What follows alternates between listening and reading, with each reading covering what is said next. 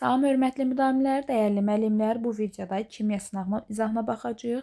Onu da qeyd edeyim ki, ancaq ixtisası kimya olan müəllimlər yox, bütün fənn müəllimləri digər fənlərində izah videolarını rahat şəkildə baxa bilər. Bizdə məqsəd, biz burada kimyanın misalını həll eləmirik və yaxud da biologiya müəllimlərində biologiyaya aid bir sualın cavabını tapmırıq. Biz burada kurikulum suallarını təhlil etdiyimiz üçün bütün fənn müəllimləri rahat şəkildə digər sınaqları həm yaza bilər, həmçinin də izah videolarına baxa bilər. Məqsəd odur ki, daha dərindən öyrənək və sizlər üçün faydalı olsun. Gəlin sualları təhlil edək. Deməli, birinci sualda nə deyir? Su və karbondioksid molekullarını müqayisə edərək bu iki molekulun canlı orqanizmlərdə fotosintez və hüceyrə. Dəyərli müdavimlərimiz, cümləni hələ bura qədər oxuyaq, saxlayaq. Deməli, nədən danışır? Sudan danışır və karbondioksiddən danışır. Bu hansı fəndir? Karbondan, sudan danışır. Bu kimyadır. Oysa kimya sınağı işlədiyimiz üçün bilirik və yaxud da sual təhlil eləsək də bilirik. Tutaq ki, burada kimya fəndi yazılmır. Mən bunu görmürəm də. Sual belə başlayır. Karbondioksiddən və sudan danışırsa mən bilirəm ki, bu nədir? Kimya fəndidir. Aha, burasını tapdıq ki, kimyadır. İki molekulun canlı orqanizmə fotosintez, hüceyrə, tənəffüs prosesi hansı fəndir? Kimyada fotosintez, hüceyrə, tənəffüs olmur. Bu hansı fəndə olur? Biologiya fəndində olur. Biologiya.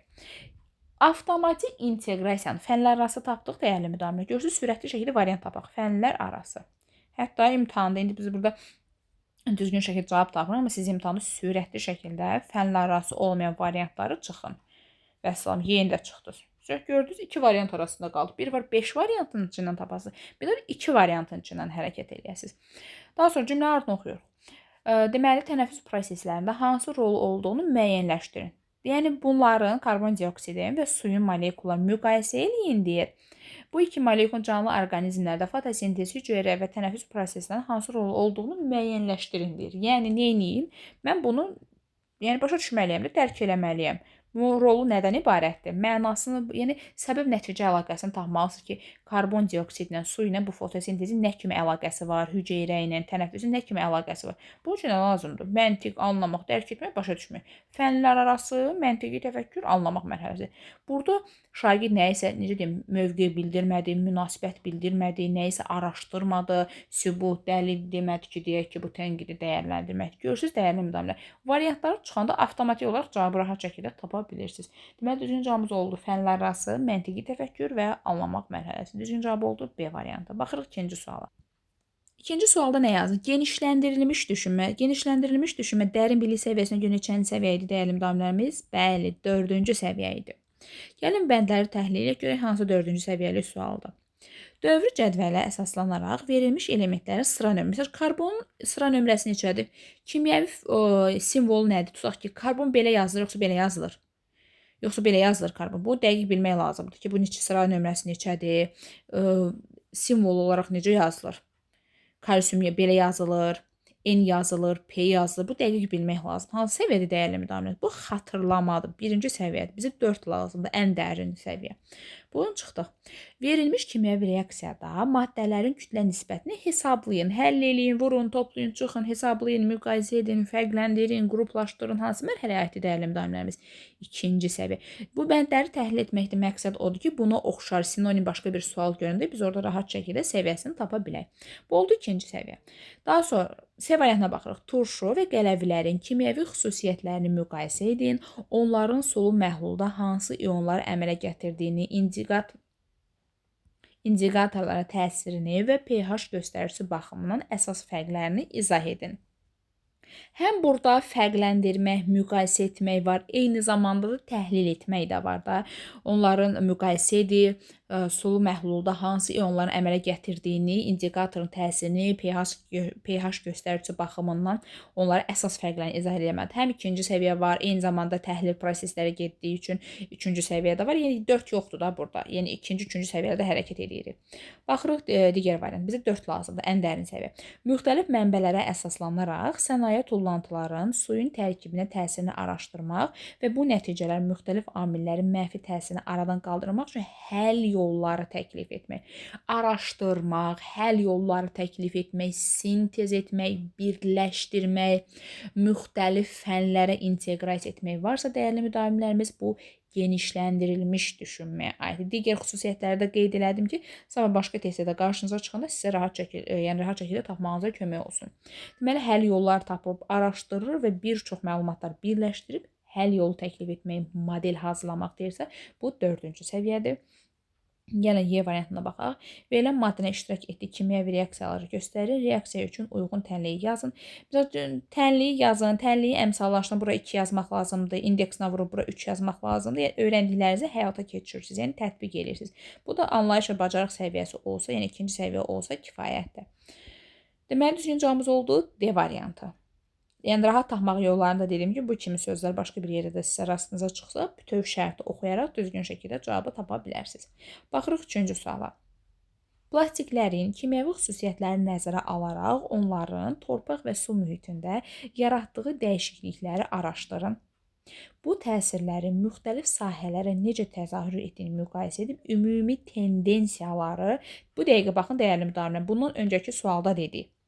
Deməli, plastiklərin kimyəvi xüsusiyyətlərini nəzərə alaraq onların torpaq və su mühitində yaratdığı dəyişikliyi araşdırmaq, bu dəqiqə qeyd etdik bundan öncəki sualı. Bu təsir müxtəlif sahələrə, bayaq dedim ki, müxtəlif fənlərin əlaqəsindən, müxtəlif fənlərin təsirindən, müxtəlif sahələrin təsirindən söhbət gedir. Təzahür edib, müqayisə edib ümumi tendensiyalar təqdim olunur. Görün, nə qədər dərindən biz iş aparmışıq burada. Məlumatları araşdırmalıyıq, müqayisə eləməliyik, tendensiyalar hazırlayıb təqdim etməliyik. Və bu 4-cü səviyyəli sualdır. İndi baxaq görək bu variantlardan hansı bir 4-cü səviyyəli olacaq. Kimyəvi anlayışları və terminləri yadda saxlamaq. Bu yadda saxlamaq hansı səviyyədə dəyərli müdavimlərimiz? Bu 1-dir də. 1 var sualın şərti. Bizə 4-cü səviyyə lazımdır. Daha sonra B-yə baxaq. Verilmiş məlumatları qruplaşdırmaq, anlayışlar arasında əlaqələri izah etmək. Qruplaşdırın, ümumiləşdirin, öz sözlərinizlə izah eləyin. Məlumatlar arasında əlaqəni tapın deyirsə, bu bacarıq və anlayış səviyyəsinə aiddir. Verilmiş vəziyyəti təhlil edin, səbəb-nəticə əlaqəsini quraraq fikirləri əsaslandırın. Təhlil etmək, bunu dəfələrlə öncəki sınaq izahlarında demişik. Təhlil etmək, əsaslandırmaq varsa, bu strateji düşünməyə aiddir. Dəyərli müdavimlərimiz bu 3-dür. Bizə hələ ki 4 lazımdır. Müxtəlif sahələr üzrə, baxın, müxtəlif sahələr üzrə, bəli, bunu bayaqdan qeyd edirik. Məlumatları birləşdirmək, sintez etmək, məlumatları araşdırmaq, davamlı dəyişikliklərin izlənməsi və ümumi istiqamətdən aşkarlanması tələb etmək. Şərtdə yazılıbdır onsuz da. Məlumatları araşdırın, bu təsir müxtəlif sahələrə necə təsir etdiyini ümumi tendensiya şəklində təqdim etməli. Bəli, aşkarlamaq və ümumi davamlı dəyişiklikləri izləmək lazımdır. Düzgün cavabımız oldu D variantı. Elə sualın sinonimidir də, bu da D variantıdır. Yeni model, bu neçənci səviyyəlik dəyərimdə? Bu 4-dür. Əgər aramızda Y variantı götürən müdavimlərimiz varsa, düz deyirsiniz. Deyə bilərsiniz ki, mənim axı Y variantı 4-cü səviyyədir. Yeni model, yeni məhsul yaratmaq, düz deyirsiniz. Bu da 4-cü səviyyədir. Amma sualın şərtində model hazırlamaqdan söhbət getdi. Model hazırlamaq da sualın şərtində. Məlumatları araşdırın deyir və bu təsirin müxtəlif necə təzahür etdiyini müqayisə edib ümumi tendensiyalar təqdim edin. Yəni aşkarlayıb təqdim etmək lazımdır da bunu. Yəni Y variantı özlüyündə 4-cü səviyyədə, amma sualımızın şərtinə uyğun olan bir şey axtarmalıydı. Ona görə düzgün cavabımız oldu D variantı. Baxırıq 4-cü suala. Müəllim şagirdlərdən yağların müxtəlif aqreqat hallarında olmasının səbəbini soruşur. Ay uşaqlar, niyə, nə üçün, nə səbəbə yağların müxtəlif aqreqat halları var? Səbəbini soruşmaq üçün variantlara baxmadan hərəkət edə bilərsiniz. Şifahi sual verin. Səbəbini demək üçün təfəkkürün hansı növü lazımdır sizcə? Tutaq ki, variant yoxdur da, dəyərli müdavim. Özümüz tapmalıyıq. Özümüz əllə yazmalıyıq variantı. Səbəbini demək üçün nə lazımdır? Bəli, öncəki sınaq izahlarında da buna oxşar çoxlu suallar. Bu məntiq lazımdır. Təfəkkürün növünü tapdıq ki, məntiq. Taksonomiyada nə lazımdır? Səbəbini demək üçün sadə, yəni səbəb soruşmaqdır. Fərqləndirin, müqayisə edin, səbəbini deyin. Bəli, anlamaq mərhələsində biliyin növü nə lazım olacaq? Təbii ki, konseptual. Başa düşmək, dərk etmək, anlamaq. Düzgün cavabımız oldu. Konseptual, anlamaq, məntiqi təfəkkür. A variantı. Baxırıq 5-ci suala. Fabrikin tullantı sularında pH-ın 11 olan qələvi maddələr müşahidə olunmuşdur. Bu qələviliyi neytrallaşdırmaq üçün 2 turşu maddəsi təklif olunur. Xlorid turşusu və sirkə turşusu. Hər iki maddənin su ekosisteminə və tullantı sularında olan metal ionlarına təsirini araşdırır. Reaksiya nəticələrini müqayisə et, ən uyğun neytrallaşdırıcı maddəni əsaslandırılmış şəkildə seç. Baxın dəyərli müdavimlərimiz, müqayisə et və ən uyğun neytrallaşdırıcı maddəni əsaslandırılmış şəkildə. Yəni bu qədər maddələri siz nə etməlisiniz? Müqayisə etməlisiniz, fərqləndirməlisiniz, ən uyğun olanını tapmalısınız. Yəni nə etməlisiniz dəyərli müdavim? Təhlil etməlisiniz, hissələrə parçalamalısınız. Hər iki maddənin su ekosisteminə, tullantı sularında olan metal ionların təsirini araşdırmalısınız. Reaksiya nəticələrini müqayisə etməlisiniz, ən uyğun olan hansısa onu seçməlisiniz. Deməli, nə etməlisiniz? Hissələrə parçalamaq, ayırmalısınız. Ən uyğununu seçirsinizsə, yəni nə edirsiniz? Təhlil edirsiniz. Bəli, ən uyğun olan, ən mühüm olanı seçirsiniz və burada çoxluqdur. Siz daha da sadələşdirmiş istəyirsinizsə, onu hissələrə parçalayırsınız, yəni analiz edirsiniz. O da analitikə aiddir. Düzgün cavabımız oldu. 5-ci sualda Y variantı. Ümid edirəm ki, bu sınağın izahı sizlər üçün çox faydalı oldu, həmçinin də öyrədici xarakter daşıdı.